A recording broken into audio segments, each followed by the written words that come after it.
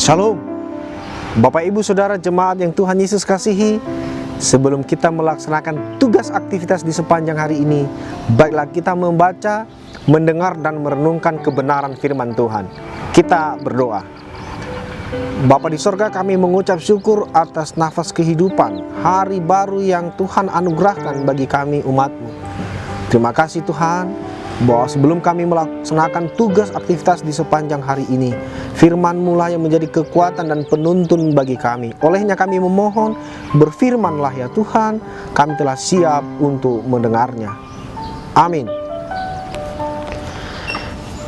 1 Yohanes 4 ayat 10.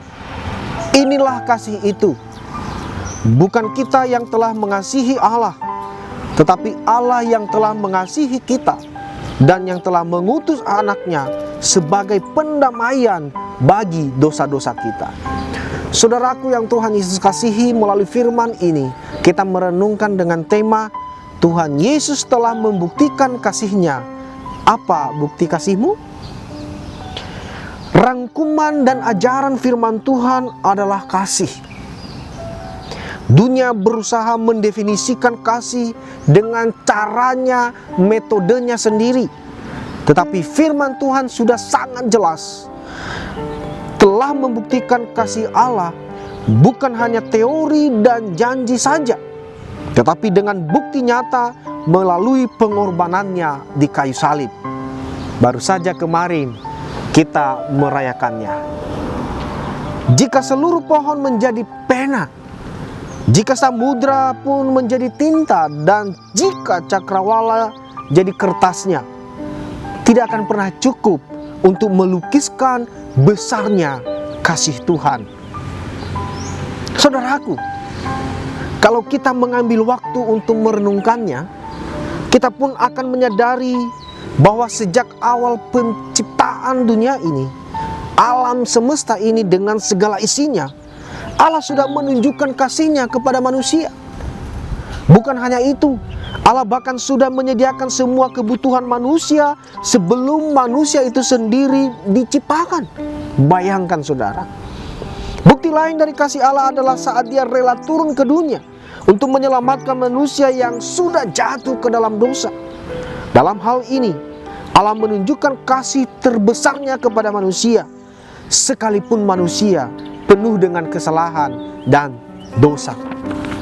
Saudaraku, bila kita sudah banyak tahu tentang kasih Allah, lalu mengapa kita masih sering merasa Allah tidak mengasihi kita, sampai bahkan enggan menunjukkan kasih kita kepadanya dan sesama?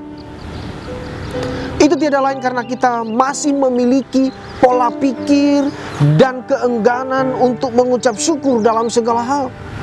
Suasana hati membelenggu kita untuk menunjukkan kasih kepadanya dan kepada sesama. Mulai sekarang, marilah kita belajar dan menyadari bahwa Allah sudah terlebih dahulu mengasihi kita sedemikian.